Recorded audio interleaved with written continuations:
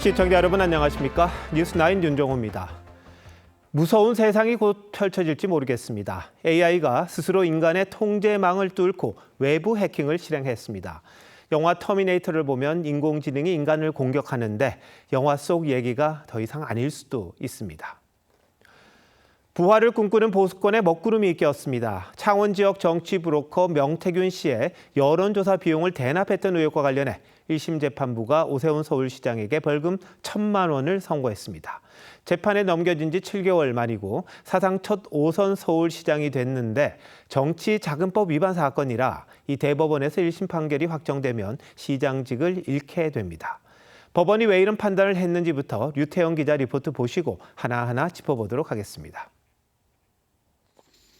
오세훈 서울시장이 강철원 전 부시장, 후원자 김한정 씨와 나란히 피고인석에 섭니다. 오세훈 피고인 일어나시죠. 강철원 피고인, 김한정 피고인. 오 시장은 지난 2021년 서울시장 보궐선거를 앞두고 정치브로커 명태균 씨로부터 여론조사를 제공받고 그 비용을 대납시킨 혐의로 지난해 12월 재판에 넘겨졌습니다. 재판부는 1시간 20분 넘게 선고이유를 밝힌 뒤 오 시장에게 벌금 1,000만 원을 선고했습니다. 주문과 같이 판결 선고합니다. 주문, 피고인 오세훈을 벌금 1,000만 원. 강 전 부시장과 김 씨에 대해선 각각 벌금 300만 원과 500만 원을 선고했습니다. 법원은 오 시장이 강 전 부시장과 공모해 명 씨에게 여론조사를 의뢰하고 이 비용을 김 씨에게 대납하게 했다고 봤습니다. 특검이 기소한 10차례 여론조사 중 5번의 여론조사에 대한 비용 2,100만 원을 불법 정치자금으로 인정했습니다. 공직선거법상 금지된 후보자 의뢰 여론조사의 공표 보도를 실현하려는 목적도 결부되어 있었기 때문에 죄질이 좋지 않습니다. 선출직 공직자는 정치자금법 위반으로 벌금 100만 원 이상의 형이 확정되면 당선 무효가 됩니다. TV조선 류태영입니다. 1심 선고를 받아든 오세훈 서울시장은 곧바로 항소 의사를 밝히며 명백한 증거 없이 진술과 정황에만 의존한 추론 판결이라고 주장했습니다. 정치권도 시끄러운데요. 민주당은 사퇴를 요구한 반면 국민의힘은 항소심에서 바로잡힐 거라고 응수했습니다. 이어서 차순우 기자입니다. 오세훈 피고인 측의 요청이 없었다면 1,000만 원을 입금할 이유가 없지 않았나? 여론조사를 의뢰했을 개연성이 상당하다고. 1심 재판부가 오세훈 시장의 여론조사 비용 대납 혐의를 유죄로 인정하며 밝힌 법리 판단 근거입니다. 불리한 여론조사 결과가 나오자 오 시장 측이 항의하고 공표를 미룬 정황 역시 관여의 근거로 봤습니다. 김한정 피고인이 지급한 돈들은 오세훈 피고인 측의 누군가의 요청에 따라서 지급한 돈으로 보지 않을 수 없습니다. 법정을 나선 오세훈 시장은 1심 결과에 곧바로 항소 의사를 밝혔습니다. 추론을 가지고 명태균의 진술이 맞는 것 같다라는 전제하에 유죄 판결이 선고가 됐습니다. 항소심에서 다투겠습니다.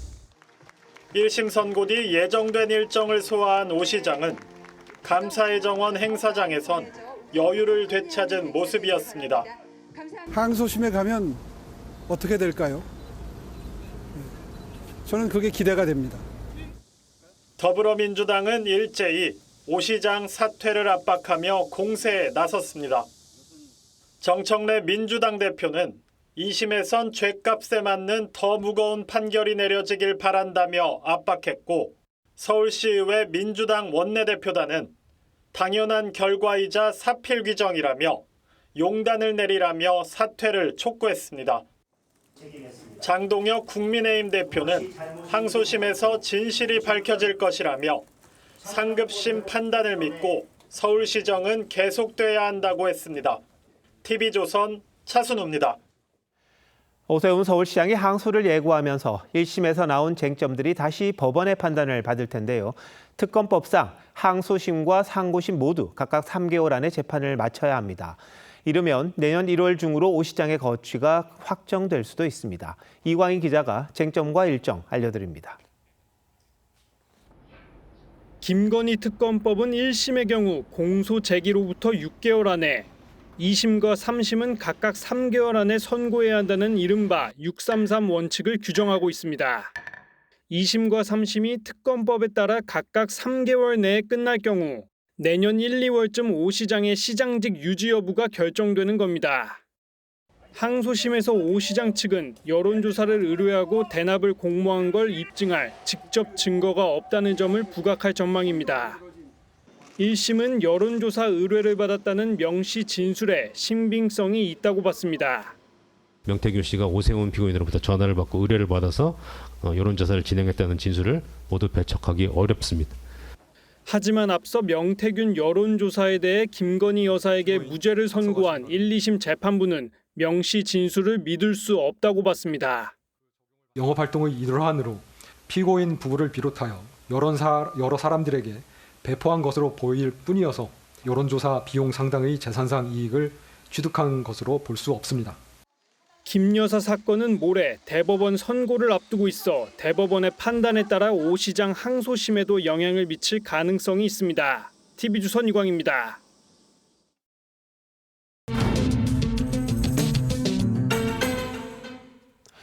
아직 1심 판결이긴 합니다. 하지만 보수 진영의 유력한 차기 대권 주자로까지 거론됐던 오세훈 시장이 실연의 시기를 맞게 됐습니다. 정치권에 미칠 파장도 적지 않을 듯한데요. 정치부 김하림 기자와 뉴스더에서 더 자세히 짚어보도록 하겠습니다. 김 기자, 오 시장은 상당히 무죄를 자신을 했었습니다. 그런데 사법 리스크가 발목을 잡으면서 앞으로의 행보, 영향을 받을 수밖에 없을 것 같네요. 네, 그렇습니다. 오 시장은 오늘 오전까지만 해도 이재명 대통령의 아파트 근저당 거래를 비판하는 글을 SNS에 올렸는데요. 최근 정부의 부동산 실책을 지적하고 당내 중진들을 잇따라 만나는 등 보수 진영의 중요 구심점으로서 존재감을 키우고 있었습니다. 그런데 이번 판결로 이른바 사법 리스크가 현실이 되면서 지금 같은 적극적인 정치 행보는 주춤해질 거란 관측이 나옵니다. 네, 오 시장도 오 시장입니다만 보수 진영 전체에도 지금 타격이 된 것 아닌가요? 맞습니다. 오 시장은 중도층과 수도권에서 표를 끌어올 수 있는 보수 진영에서 몇 안 되는 인사 중 한 명이죠. 이번 지방선거에서 명픽이라는 정원호 후보를 꺾으면서 경쟁력을 입증하기도 했는데요. 이번 판결로 재판받는 대권주자라는 프레임에 갇힐 우려가 있습니다. 지선 패배 후 당이 나아가야 할 미래 비전을 제시해야 할 시점에 사법 리스크를 방어하는 데 에너지와 시간을 써야 하는 겁니다. 오 시장은 보수 주자 중 유일한 국민의힘 소속 인사이기도 한데요. 무소속 한동훈, 개혁신당 이준석 등 주자들에게 상대적으로 공간이 열릴 거란 시각도 있습니다. 당내 의원들의 이합집산 움직임에도 영향을 줄 수 있습니다. 네, 요즘 최근 활발하게 오 시장이 움직였던 것 같은데 거기도 영향이 있겠군요. 네. 근데 민주당은 오 시장에게 이제 아깝게 서울시장 자리를 내줬잖아요. 벌써부터 공세가 상당합니다. 네, 그렇습니다. 민주당은 최대한 빨리 재판을 진행하라고 주장하고 나섰습니다. 서울시장 재보선 가능성까지 염두에 두고 있는 민주당으로선 공세 수위를 높일 명분이 생긴 셈입니다. 여권은 오 시장이 대법원에서까지 유죄가 확정될 경우 빠르면 내년 4월 보궐선거를 치를 수 있을 걸로 기대하고 있습니다. 앞서 보신 이른바 633 원칙을 적용한 건데요. 다만 훈시 규정인 만큼 실제 재판 일정은 재판부 심리 등에 따라 달라질 수 있습니다. 실제로 역시 633 원칙이 적용됐던 이재명 대통령의 공직선거법 재판의 경우도 1심에만 2년 2개월이 걸렸습니다. 국민의힘으로선 이 대통령 재판 속도와의 형평성을 부각할 가능성도 있습니다. 네. 근데 이게 일반법과 이게 특검법이어서 좀 성격이 다를 수도 있겠다 싶긴 합니다. 하지만 아직 1심 판결인데 앞으로 재판 일정 어떻게 될까요? 오 시장은 벌금 100만 원 이상을 받으면 시장직을 잃습니다. 당연히 2030년 예정된 대선 출마도 불가능해지는데요. 이미 1심에서 1,000만 원을 선고받은 만큼 감형은 의미가 없죠. 오 시장으로선 결국 전면 무죄를 주장하는 전략을 쓸 수밖에 없어 보입니다. 이를 위해 오 시장은 향후 재판에서 여론조사를 직접 의뢰하거나 비용 지급에 관여했다는 직접적 물증이 없다는 점을 집중적으로 부각할 것으로 보입니다. 물론 쉽지는 않은 상황이지만요. 만약 오 시장이 극적으로 사법 리스크를 털어낼 경우 보수 진영 지지층의 주목도가 오히려 높아지는 반전의 계기를 맞을 수도 있습니다. 네, 정원호 후보를 상대로 극적인 역전승을 펼쳤었는데 오 시장이 사법 리스크는 또 어떻게 넘어갈지 결과를 좀 지켜봐야겠군요. 김 기자, 잘 들었습니다. 이재명 정권이 필연적으로 실패할 거라던 유시민 작가가 또다시 전당대회를 앞둔 민주당을 흔들고 있습니다. 이번엔 이재명 정부를 생선 가게에 비유하며 썩은 내라는 표현까지 썼습니다. 친명계는 막말성 도발이 선을 넘었다며 격앙된 반응입니다. 황정민 기자입니다. 유튜브 방송에 출연한 유시민 작가가 검찰개혁에 대한 이재명 대통령 인식을 비판했습니다. 보안 수사권 논란은 이 대통령이 수사 기소 완전 분리에 반대해서 일어난 일이란 겁니다. 이어 절대 권력은 100% 부패한다며 생선 가게에 비유했습니다. 어떤 제한도 두지 않고 내버려두면 모든 어물전은 다 썩은 내를 풍기게 돼 있어요. 이른바 유 이재명 세력의 실질적 수장이 이 대통령이라고도 했습니다.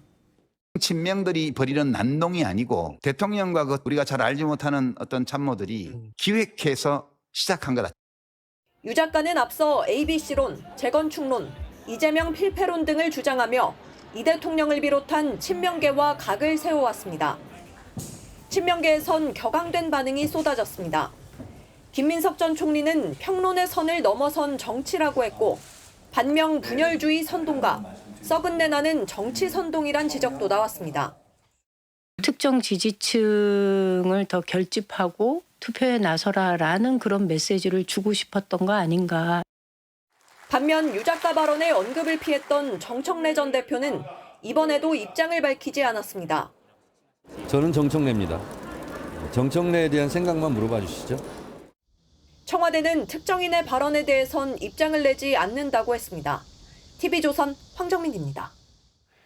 이재명 대통령을 겨냥한 목소리는 또 있었습니다. 5.18이 성역화됐다는 글을 올렸다 논란 끝에 자진 사퇴한 이병태 전 규제합리화위원회 부위원장입니다. 이번엔 배재고 사태의 원인 제공자가 이 대통령이라며 사과를 촉구했습니다. 음모론적으로 스타벅스 마케팅을 해석해 갈등을 부추겼다는 건데 최민식 기자가 취재했습니다. 이병태 전 규제합리화위원회 부위원장이 5.18 조롱응원으로 비판받은 배재고 사태의 원인 제공자로 이재명 대통령을 지목했습니다. 음모론적 시각으로 스타벅스의 마케팅이 5.18을 조롱했다고 한밤중에 생각 없는 글을 올린 게 문제의 시작이자 전부라면서 심판관을 자처한 오만이 부른 국민 갈등 사례라고 지적했습니다. 앞서 이 대통령은 스타벅스의 탱크데이 논란이 불거지자 SNS 등을 통해 비인간적 막장 행태라며 강하게 질타한 바 있습니다. 광주 5.18 문제에 대한 표현이나 또는 참혹한 피해자들에 대한 표현, 이런 것들이 어떻게 사람의 탈을 쓰고 그럴 수 있나? 이 위원장은 TV조선과의 통화에서 이 대통령이 나서지 않았다면 탱크데이 밈이 생기지 않았을 것이고 나아가 배재고 사태도 없었을 것이라고 주장했습니다. 이 전 위원장은 배재고 사태 직후인 지난 2일 5.18이 성역이 됐다는 글을 올린 뒤 나흘 만에 사실상 경질됐습니다. 사태 전 허은하 청와대 국민통합비서관에게 대통령이 사과해야 한다는 뜻을 전했다는 사실도 공개했습니다. 다만 그 말이 전달됐는지 모르겠다며 원인 제공자는 지금까지 시치미를 떼고 있다고 덧붙였습니다. TV조선 최민식입니다. 장윤기 사건 이후 검찰에게 보안 수사권을 줄지 수기를 거치겠다는 민주당이 폐지를 사실상 당론으로 확정했습니다. 폐지 반대 국민 여론이 훨씬 많지만 강성 지지층의 요구대로 입법을 강행하겠다는 뜻으로 읽힙니다. 한송원 기자가 보도합니다. 민주당 한병두 원내대표는 회의 시작부터 작심한 듯 검찰개혁의 필요성을 강조했습니다. 검사는 수사하지 않는다는 대원칙에 당내 이견은 없다며 사실상 보안 수사권 전면 폐지를 당론으로 밝힌 겁니다. 민주당의 원칙은 처음부터 한결같습니다. 논의는 충분히 무르익었습니다. 이제 당의 총의를 하나로 모을 시점이 왔습니다. 장윤기 사건으로 여론이 악화하자 수기를 하겠다며 찬반 공청회를 연 지 불과 하루 만입니다. 이르면 다음 주 보안수사권 폐지가 담긴 형사소송법 개정안이 국회 본회의를 통과할 가능성도 있습니다. 다음 달 전당대회를 앞두고 보안수사권 문제가 쟁점화되는 걸 차단하겠다는 의지로 풀이됩니다. 빨리 해야 되겠다. 최대한 전당대회를 넘기지 않은 선에서 해야겠다는 기조는 있습니다. 국민의힘이 불참한 채 열린 국회 법제사법위원회도 소위를 열고 형소법 개정안을 논의했습니다. 보안수사권 존치가 담긴 민주당 홍기원 의원 법안과 국민의힘 정점식 의원 법안도 심사했지만 법사위 최종안에 반영되지 않을 것으로 보입니다.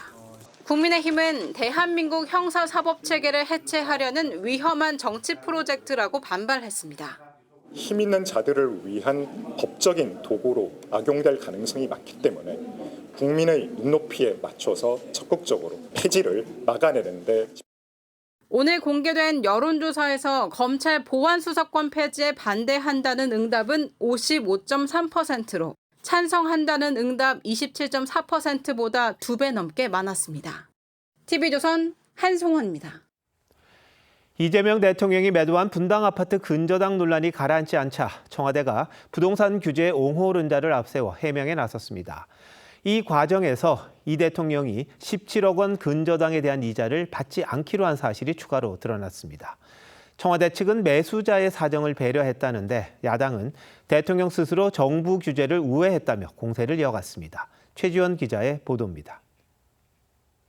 안녕하세요. 청와대는 이재명 대통령의 분당 아파트 근저당권 설정 논란을 주제로 자체 유튜브 방송을 진행했습니다. 청와대 참모나 공직자가 아닌 부동산 규제 옹호론자로 알려진 외부 전문가를 초대해 인터뷰하는 방식이었습니다. 대통령께서 그래 그러면 당신이 집 팔고 돈 준다고 하니 내가 그럼 그거 믿고 해줄게. 근저당을 설정하신 겁니다. 그러니까 매수자를 고려한 대통령 어떤 매매 어떤 행위라고 보시면. 한 교수는 근저당권 설정은 매수인이 조합원 지위를 받게 하려는 배려였다거나 매도 자체가 주거 안정을 위한 솔선수범이라고 띄웠습니다. 이 과정에서 이 대통령이 17억여 원 근저당에 해당하는 이자를 받지 않기로 했다는 사실도 공개됐습니다. 통상 잔금 지급을 몇 달간 유예하면 액수가 크다 보니까 이자만 해도 상당할 거지 않습니까? 그런데 이자를 받지 않기로 한 것으로 확인이 됐습니다. 국세청은 최근 4인 간 채무 과다자를 탈세 유형 가운데 하나로 꼽으며 이자 지급 여부를 엄격하게 검증하겠다고 밝힌 바 있습니다. 근저당 17억여 원을 받기로 한 10월 말까지 약 2천만 원 정도의 이자가 발생할 걸로 추정되는데 이럴 경우 매수자는 200만 원가량의 증여세만 내면 됩니다.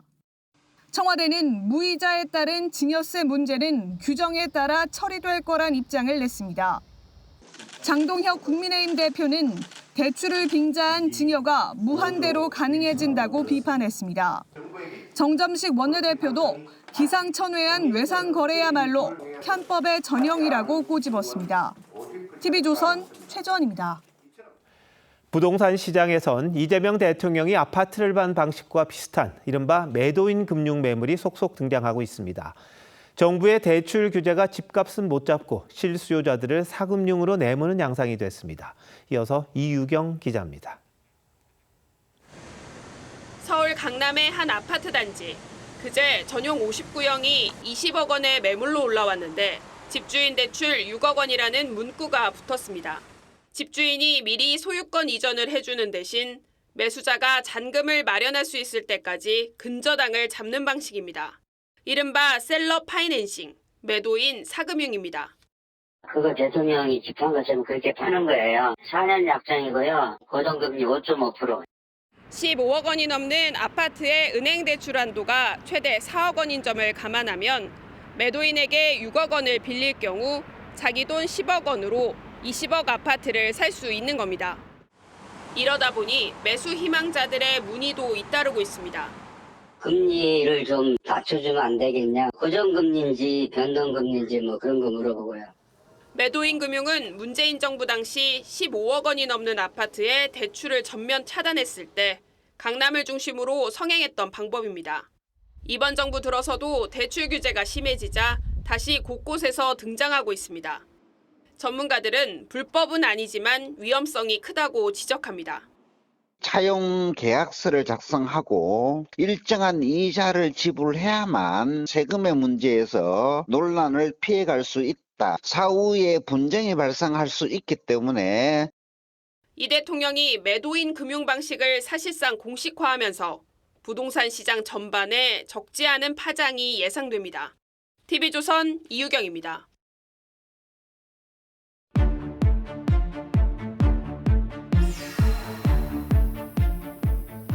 대통령이 사적 대출을 해줘야 거래가 트일 정도로 요즘 대출 경색이 심각한 상황입니다. 은행권이 대출을 더욱 조이면서 실제 집이 필요한 실수요자들은 그야말로 날벼락을 맞았습니다. 얼마나 심각한지 박한솔 기자와 따져보겠습니다. 박 기자, 대출이 어렵다 하는데 어느 정도로 막혀 있는 겁니까? 네, 지난주 열린 부동산 금융정책 대토론회는 대출 규제에 대한 성토장이었습니다. 전체 입주민들의 60% 정도만 앞으로 3개월 이내에 입주할 수 있겠고 나머지는 자금을 어떻게 마련해야 할지 고민이어서 언제 될지 모르겠다. 은행 모두가 다 총량 규제 때문에 중도금 대출 할 수가 없다 해요. 갑자기 대출이 막히니 계약 파기 위기에 몰리거나 잔금 마련이 막막해진 분들 많습니다. 주택담보대출, 전세대출, 신용대출 모두 어렵습니다. 주택담보대출의 경우 최대 한도가 6억이지만 일부 시중은행은 대출 총량제에 따라 한도를 3억으로 더 낮췄습니다. 수도권과 규제지역 전세대출은 2억 한도로 축소됐습니다. 신용대출 역시 1억 원으로 축소돼 이른바 대출 셧다운 상황입니다. 은행까지 나서서 대출을 조이는 이유가 뭡니까? 네, 정부가 지나치게 가계대출이 많아지는 것을 막기 위한 건데요. 금융기관에 일정 액수 이상의 대출을 하지 못하도록 대출 총량 관리를 주문했기 때문입니다. 지난 15일 기준 5대 시중은행 가계대출 잔액은 반년도 채 안 돼 올해 증가 목표치를 3,500억 원가량 초과했습니다. 은행들이 한도가 소진됐다며 잔금 대출을 마감했고 수요자들 사이에선 대출 오픈런까지 벌어지고 있습니다. 자, 이러다 보니까 집값은 오르죠. 대출은 안 나오죠. 그럼 실수요자들은 어떻게 대책을 세워야 합니까? 네, 2년 실거주 의무가 있는 토지거래 허가제로 전세 물량도 씨가 마르고 있어 울며 겨자 먹기로 월세를 선택하는 경우가 많아지고 있습니다. 시중은행이 막히니 제2금융권이나 대부업체를 찾는 분들까지 생겼습니다. 금리가 비싸더라도 일단 현금을 마련할 수는 있겠습니다. 보유 주식을 파는 식으로 돈을 마련하는 사례도 많습니다. 하지만 어떤 방법을 택하든 서민들이 목돈을 손에 쥐기는 점점 힘들어집니다. 대출이 필요 없는 현금 부자나 부모님 찬스가 가능한 사람들만 집을 살 수 있어 자산 격차가 더 커질 수 있다는 지적도 나옵니다. 현금 부자들 같은 경우는 경쟁자들을 정부에서 정리를 해준 상황이 되다 보니까 결과적으로 또 이제 빈익빈이 되는 내 집만의 사다리를 걷어버린 건 아니라는 생각이 듭니다만. 대출을 조인 취지는 알겠는데 이 부작용이 상당히 심각한 것 같습니다. 그럼 어떤 대책이 가능할까요? 네, 결국 투기는 줄이되 실수요자 대출은 허용해야 한다는 의견이 많습니다. 이명박 정부 당시 보금자리 주택을 통해 공급을 늘린 것처럼 3기 신도시 등의 정부가 장기 공공임대주택 등을 대폭 확대해야 한다는 지적이 나옵니다. 대출 규제에 가장 직격탄을 맞는 그런 계층들은 상대적으로 자산이 없는 가구들이 되니까 문제가 커지는 거죠. 대출 기회를 확대하는 그런 선택이 필요한 시점이라고 봐요. 투기를 막겠다고 대출을 조이는 거 너무 단순한 정책 아니었나 싶기도 하네요. 박 기자, 잘 들었습니다.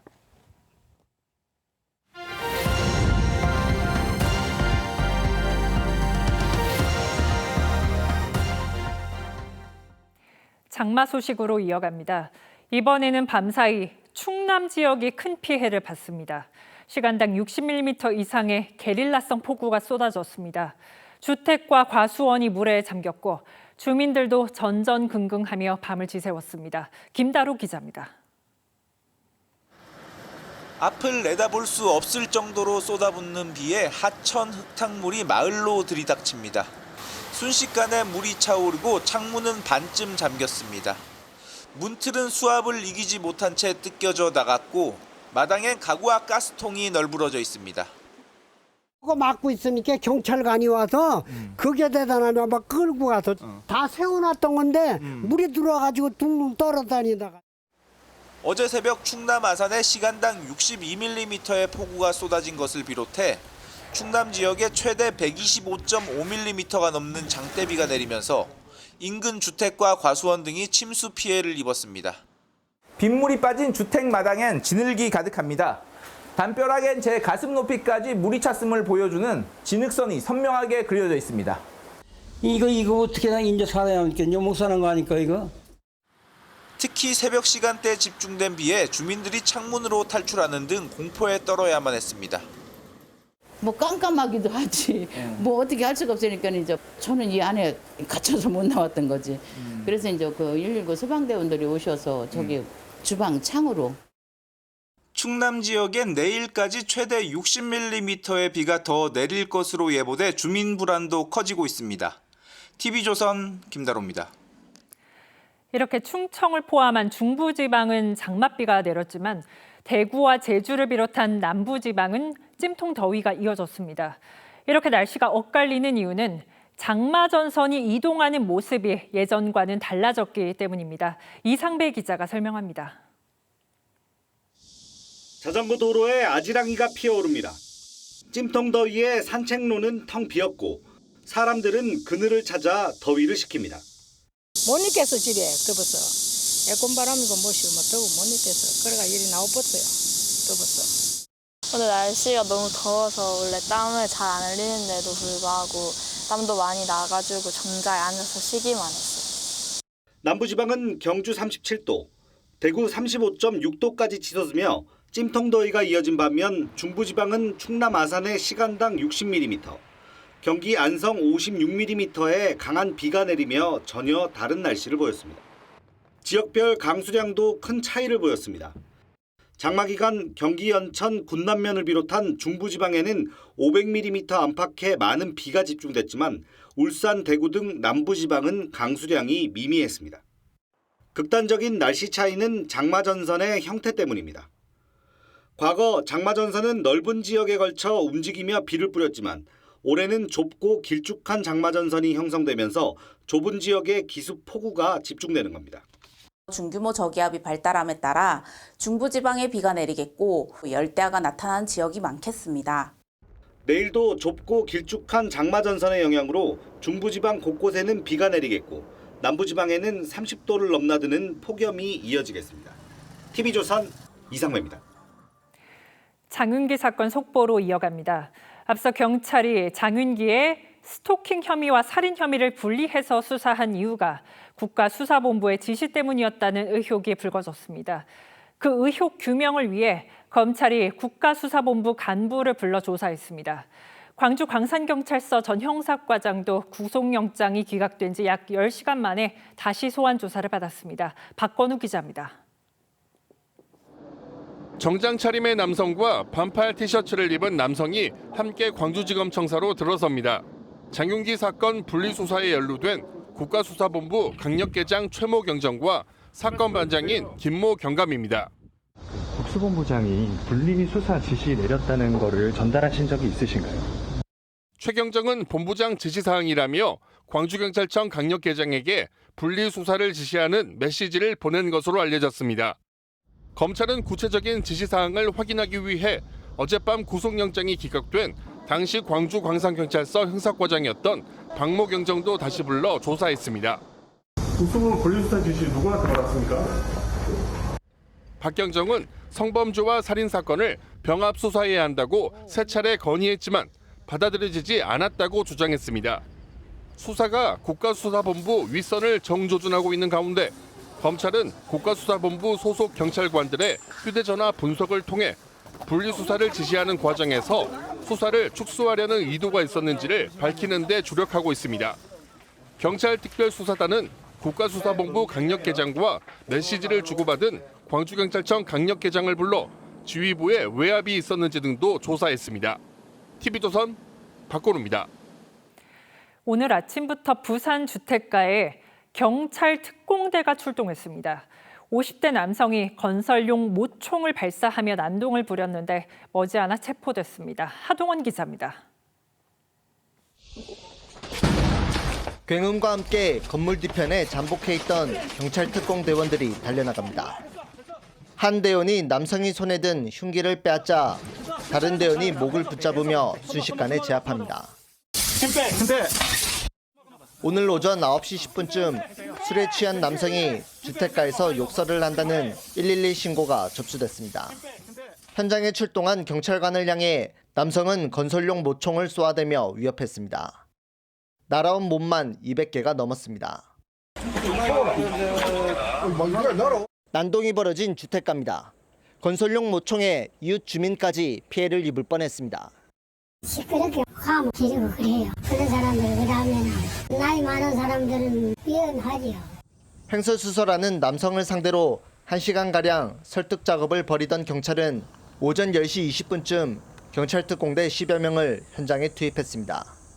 특공대는 오전 11시쯤 섬광포금탄으로 남성의 시야를 가린 뒤 검거에 성공했습니다. 공공장소 흉기 소지죄로 교도소에 수감됐던 남성은 열흘 전 출소한 것으로 확인됐습니다. 경찰은 남성을 상대로 정확한 범행 동기를 조사한 뒤 구속영장을 신청할 예정입니다. TV조선 하동훈입니다. 우리나라가 생각보다 훨씬 마약에 느슨한 국가라는 게 수치로 증명됐습니다. 국내에 들어오려다 적발된 마약이 올해 상반기에만 1톤을 넘겼는데 역대 최대치입니다. 특히나 청소년의 마약 밀수가 늘고 있다는 점이 우려스럽습니다. 이낙원 기자의 보도입니다. 세관 직원들이 절단기로 유아용 침대를 자릅니다. 두동강이 난 침대틀에선 하얀 가루가 쏟아져 나옵니다. 클럽 마약으로 불리는 케타민입니다. 박스한 옷은 실오라기를 꺼내 시약에게 넣으니 새파랗게 변합니다. 오토바이 소음기와 파손을 막는 우레탄 폼 등도 교묘하게 마약을 들여오는 데 쓰입니다. 올해 상반기에 적발된 마약은 1,007kg, 역대 최대치를 갈아치웠습니다. 1년 새 158% 늘어난 것으로 국민 3명 중 2명이 동시에 투약할 수 있는 양입니다. 국내에 마약이 희소해지면서 가격이 높아질 수밖에 없고 여러 건 잡히더라도 한 건이 통과됐을 경우에 이득을 볼 수 있다, 이런 것들이. 마약을 들여오다 적발된 10대 청소년은 지난해 1명에서 올해는 14명으로 늘어 마약 밀수사범의 연령대도 낮아지고 있습니다. 관세청은 다음 달부터 인천공항 등 전국 공항에 마약 전용 검사대를 가동하기로 했습니다. 밀리미터 타 검색기를 통과하면 이런 작은 소금 봉투에 담긴 은닉품까지 모두 잡아낼 수 있습니다. 의류에 적셔놓은 마약도 검사지를 묻혀 잡아냅니다. 최근엔 대마 성분이 담긴 젤리와 음료수 같은 제품들도 버젓이 해외 직구로 들어오고 있는데 관계 당국은 22개 품목의 해외 직구를 차단하기로 했습니다. TV조선 이낙원입니다. 영업이익 일부를 성과급으로 나누는 이른바 M% 성과급 논쟁이 이어지고 있습니다. 오늘은 주주단체가 M% 성과급이 주주 권리를 침해한다며 삼성전자와 SK하이닉스 대표를 고발했습니다. 논란의 중심에 있는 SK하이닉스는 성과급 지급 방식을 다시 협상하고 있습니다. 이나라 기자입니다. 대한민국 주주운동본부가 김영훈 고용노동부 장관과 삼성전자 전영현, 노태문 대표, SK하이닉스 광노정 대표를 수사기관에 고발했습니다. 지난 5월 삼성전자 노사교섭을 주선한 김 장관에게는 직권남용과 강요 혐의를, 새 대표에게는 배임 혐의를 적용했습니다. 노사 합의로 영업이익을 나누면 주주 몫이 줄고 회사에도 손해가 된다는 주장입니다. 시장 경제 질서에서 기업 이익의 잔여분은 위험과 손실을 부담한 자본, 그 주주에게 기속되므로 이재명 대통령도 영업이익 배분은 노동쟁의 대상이 아니라며 선을 그었습니다.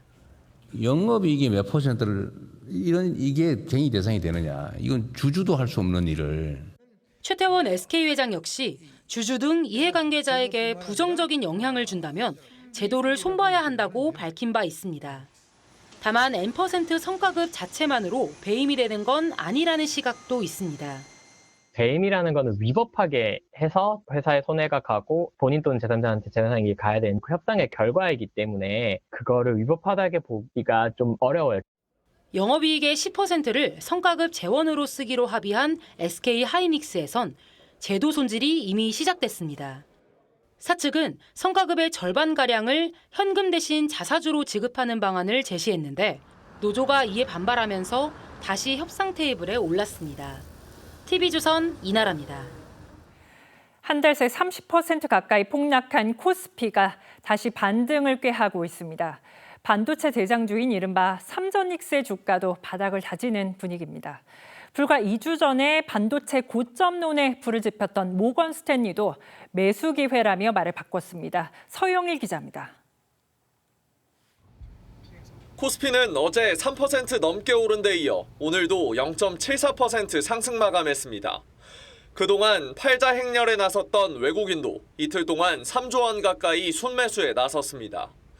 단일 종목 레버리지 탓에 한 달 새 30% 이상 빠진 삼성전자와 하이닉스도 이틀 새 3에서 4% 올랐습니다. 반도체 저승사자로 불리는 모건 스탠리는 2028년까지 메모리 부족이 예상된다며 최근의 주가 조정은 매수 기회라고 분석했습니다. 2주 전 반도체 고점론을 제기하며 반도체 비중을 줄이고 미국 빅테크 기업으로 눈을 돌리라고 했던 것과는 사뭇 다른 분위기입니다.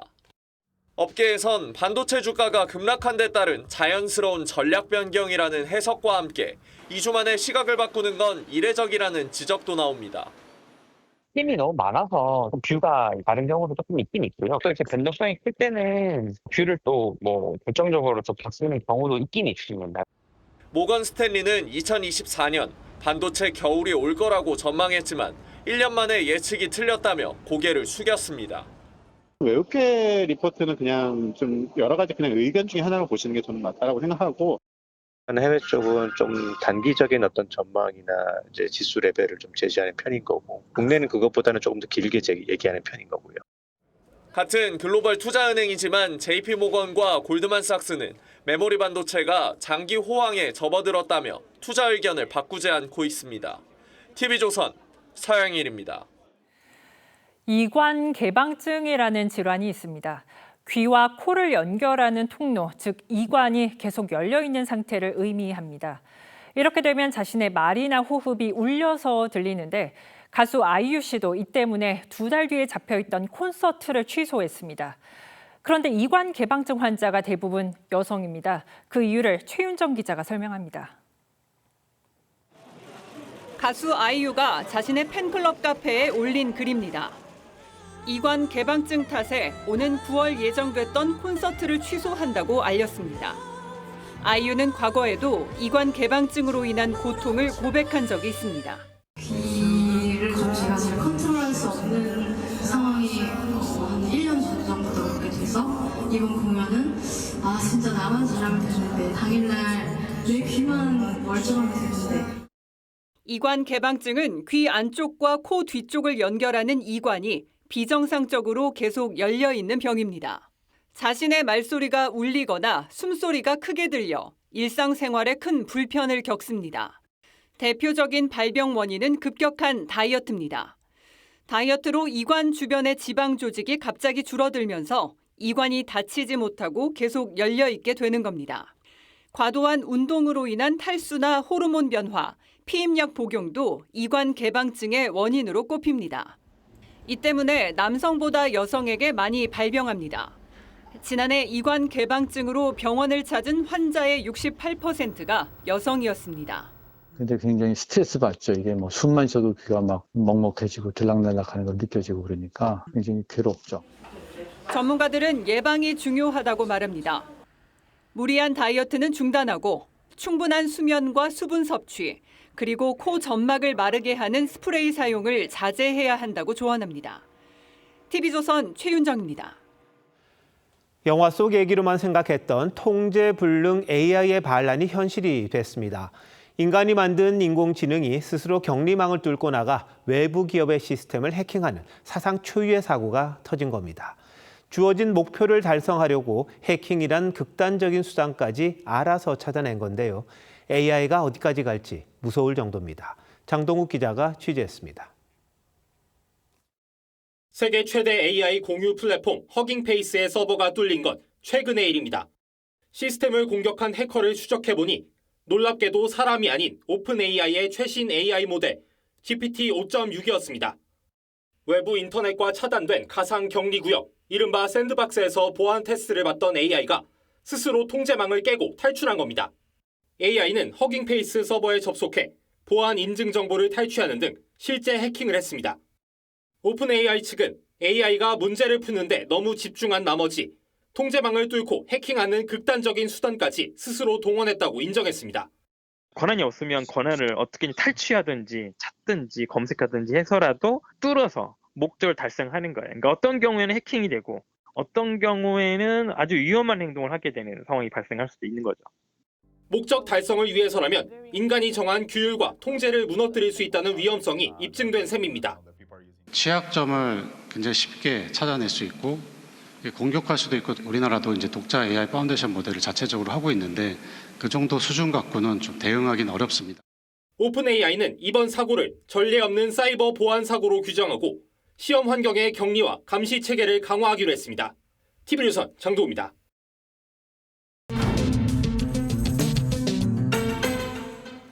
네, 이번 사건을 보고 나니 영화 터미네이터나 SF 영화 얘기가 현실이 되는 건가 싶어 덜컥 겁부터 나시는 분들 많으실 겁니다. 특히 이번 사태가 인공지능, AI의 사이버 공격 첫 사례라서 우리에게 주는 충격이 더 큰데요. 해결할 방안은 없는지 뉴스더에서 산업부 박상영 기자와 더 얘기 나눠보도록 하겠습니다. 박 기자, 충격인데 이 AI가 인간을 통제를 벗어난 사건이잖아요, 이게. 네. 첫 사례죠, 거의. 네, 어떻게 보면은 AI가 목적 달성을 위해서라면 수단과 방법을 가리지 않는 상태에 빠진 겁니다. 쉽게 말하면 시험 문제를 풀려고 가둬놨더니 문제를 푸는 가장 빠른 길은 출제자의 컴퓨터를 해킹해서 정답지를 빼오는 것이다. 이렇게 AI가 스스로 판단한 겁니다. 네. 이번에 사고를 낸 GPT 5.6 같은 최신 AI는 주어진 목표를 위해 스스로 계획을 세우는 자율 에이전트 기능이 탑재되어 있습니다. 이 문제는 AI가 목표 달성에만 몰두한다는 데 있습니다. 인간이 설정해놓은 해킹하면 안 된다, 이 같은 윤리적 한계를 무시하고 서버의 빈틈을 찾아서 탈옥해버린 겁니다. 네, 이번 사건은 AI가 정답을 맞추려고 일단 탈옥을 했다, 해킹을 한 건데 만약 통제에서 벗어난 AI가 우리 인간의 일상이나 특히 국가 안보 이런 데 위협이 되는 행동을 할 수도 있는 겁니까? 가장 우려되는 부분인데요. 저도 어제까지만 해도 영화에서만 벌어질 수 있는 일이다 이렇게 생각을 했는데 오늘 이후로 생각이 좀 달라졌습니다. 이 통제를 벗어난 AI가 해킹 능력을 갖추게 되면 전력망이나 교통통제 시스템은 물론 금융 네트워크 같은 국가 핵심 기반 시설을 순식간에 마비시킬 수 있습니다. 이 특히 해커들이 이런 AI를 악용해서 자율 해킹 바이러스를 만들어 유포한다고 하면 지금의 보안 시스템으로는 막아내는 것 자체가 불가능하다 이렇게 말합니다. 이번 사건으로 전 세계 보안업계는 AI 아포칼립스라는 말까지 쓰며 초비상에 걸렸습니다. 자, 그럼 뭔가 대책이 있어야 할 건데 뭐가 있을까요? 네, 일단 전문가들은 원론적으로는 AI도 인간이 개발을 했고 보안 프로그램 역시 사람의 손이 들어가기 때문에 방어는 가능하다 이렇게 말합니다. 결국 사이버 보안을 더 강화하면 AI 해킹은 막을 수 있다는 건데요. 하지만 일각에선 보안 프로그램의 개발 속도보다도 AI의 발전 속도가 더 빠르다 보니까 AI 해킹 위험은 더 커진다는 경고도 합니다. 또 AI가 우리 일상 속에 들어온 만큼 이제는 개발을 위한 속도 경쟁 외에도 AI 보안에 대한 개발 업체의 강력한 책임감이나 법적 규제를 좀 강화해야 한다 이런 목소리도 나옵니다. AI가 사람을 위협하는 도구가 돼서는 절대 안 되는 것 아닙니까? 안전성 논란 빨리 좀 해결할 수 있는 방안이 나왔으면 좋겠군요. 박 기자, 잘 들었습니다.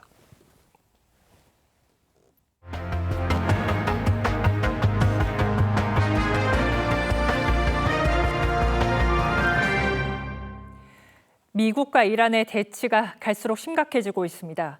트럼프 대통령이 이번에는 이란의 새로운 핵시설을 공격하겠다고 예고했습니다. 지하 깊숙이 있어서 완전히 파괴하기 쉽지 않지만 적어도 사용 불가능한 상태로 만들겠다는 의도로 보입니다. 이란은 미국은 물론 동맹국의 자산까지 파괴하겠다고 엄포를 놨습니다. 미국 워싱턴 DC에서 백대호 특파원입니다. 도로 옆 군부대 곳곳에서 화염과 함께 연기가 치솟습니다. 미군은 오늘 새벽 11일째 이란 공습을 이어갔습니다. 이란 남서부의 군사물류 거점인 베흐바안과 테헤란 인근 등 곳곳이 타깃이 됐습니다. 트럼프 미국 대통령은 나탄즈 인근의 새 지하 핵시설도 공격하겠다고 예고했습니다. We'll be hitting that area probably pretty soon, and there's not a thing they can do about it. Normally I wouldn't say that. 이란은 곡괭이 산 아래 터널을 파고 핵시설을 만든 뒤 수천 개의 우라늄 농축용 원심 분리기를 옮긴 것으로 알려졌습니다. 요새화된 핵시설은 지하 100m 이상 안반 아래에 있는 것으로 전해졌는데 벙커 버스터로도 한 번에 파괴되지 않아 여러 발로 출입구와 환기구를 무너뜨려 불능화하려는 것으로 풀이됩니다. 다만 한 발에 최소 50억 원에 이르는 벙커 버스터에 폭격기까지 동원하려면 수백억 원이 들어갑니다. 가뜩이나 국방 예산이 빠르게 소진되는 상황에서 피트 헤그세스 미국 국방장관은 추가 예산 지원을 놓고 민주당과 충돌했습니다. It's not a question of money, it's a question of leadership and understanding what it takes to actually win. Political cowardice of Democrats who won't fund the troops. 여당인 공화당에서조차 11월 중간 선거를 앞두고 92조 원 규모의 추가 국방 예산에 신중한 입장을 보이면서 장기전에 필요한 재원 마련이 최대 과제로 떠올랐습니다. 미국 워싱턴 DC에서 TV조선 백대호입니다. 홍해를 둘러싼 긴장감도 커졌습니다. 우리로선 원유 수급이 완전히 틀어막히진 않을지 걱정입니다. 친이란 세력 후티 반군이 사우디아라비아 항만을 이용하는 선박을 공격하겠다고 밝히자 각국의 선박들이 뱃머리를 돌리기 시작했습니다. 우리 정유사도 우회하는 길을 알아보고 있습니다. 오현주 기자입니다. 사우디아라비아 얀부항에서 출발한 유조선이 홍해를 지나다 갑자기 방향을 180도 바꿉니다. 뒤이은 인도향 선박도 뱃머리를 수에즈 운하 쪽으로 틀었습니다. 후티 반군은 최근 24시간 동안 선박 6척이 회항했다고 주장했습니다. 해운사들에게는 사우디 항구에서 화물을 실지 말라는 경고 메일을 보낸 것으로 알려졌습니다. 트럼프 대통령은 홍해 위협은 아직 없다면서도 후티가 실제 봉쇄하면 군사력을 동원할 것을 시사했습니다. If something like that happens, we take care of it. You know, we've done that with the Houthis before. 후티는 미국과 이스라엘의 이땅 공습으로 군사력에 타격을 입은 상태지만 자폭 드론이나 기뢰로 한 척만 공격해도 봉쇄 효과를 낼 수 있습니다. 정유업체들은 대체 경로를 확보하느라 분주합니다. 국내 정유사 현대오일뱅크도 수에즈 운하를 거쳐 아프리카 희망봉으로 우회할 때 필요한 선박과 비용, 시간 등을 모색하고 나섰습니다. 수에즈 운하는 수심이 깊지 않기 때문에 초대형 유조선은 원유를 가득 싣고 지날 수 없어 이를 해결할 운송 방법을 찾는 겁니다. 호르무즈 해협에서는 선박 한 척이 또 피격된 가운데 국제유가는 어제보다 2% 넘게 오르며 5주 만에 최고치를 기록했습니다. TV조선 오현주입니다.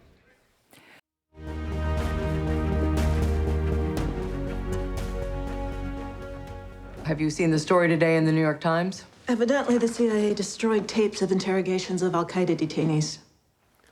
미 CIA는 2002년 알카에다 용의자들을 비밀 시설에 가두고는 고문했습니다. 물고문 등 가혹한 신문 장면이 다 기록이 됐었죠. 그런데 3년 뒤 비디오 테이프 92개를 무단 파기했습니다. 테이프를 없애면 진실도 사라질 거라 생각했을 겁니다. 하지만 뉴욕타임스 보도로 은폐의 일각이 드러났습니다. 상원 정보위는 CIA 내부 문서 630만 쪽을 파헤쳤습니다. 비인간적인 고문이 있었고 이런 사실을 대통령과 의회에 제대로 알리지 않았다는 사실을 밝혀냈습니다. 인권과 법치를 내세우는 미국에서도 권력기관을 감시하지 않으면 국가의 이름으로 범죄가 저질러지고 국가안보라는 미명하에 은폐될 수도 있다는 걸 보여준 사례였습니다. 장윤기 사건에 경찰 최고 수사기관이 개입했다는 충격적인 의혹이 불거졌습니다. 장윤기는 여고생을 살해하기 이틀 전 베트남 여성을 성폭행한 혐의를 받고 있었습니다. 두 사건의 병합을 경찰청 국가수사본부가 막았다는 겁니다. 세 차례 모두 병합하지 말라는 취지로 국가수사본부에 지침이 내려와서 분리수사 지시 때문에 광주 광산서는 장윤기에게 강간살인 대신 단순 살인 혐의를 적용했다고 합니다. 연이어 벌어진 성폭행과 살인을 하나의 범행 흐름으로 보자는 현장 수사팀의 요청, 왜 국수본은 거듭 거부했을까요? 수사로 명확한 사실을 더 밝혀야겠지만 국수본이 먼저 정확하게 그 이유를 대야 합니다. 그 판단 때문에 범죄 실체가 축소됐고 수사 방향도 잘못됐던 것 아닙니까? That America is big enough to admit when it's wrong and confident enough to learn from its mistakes. 2014년 CIA의 고문조사 보고서를 공개하면서 파인스타인 의원은 미국의 추문을 널리 알리는 게 아니라 미국의 진정한 장점을 보여줄 수 있다고 말했습니다. 잘못을 감추기보다 그걸 인정하고 고치는 게 진짜 용기라는 뜻이었습니다. 이번 사건도 마찬가지입니다. 경찰 잘못이 있었다면 낱낱이 밝히고 책임을 물어야 합니다. 그래야 발전합니다. 국민 무서운 줄도 알게 됩니다. 추문을 만드는 건 진실이 아니라 진실을 덮으려는 세력입니다. 7월 20일 윤정호의 앵커 칼럼 어디까지 잘못됐나 였습니다.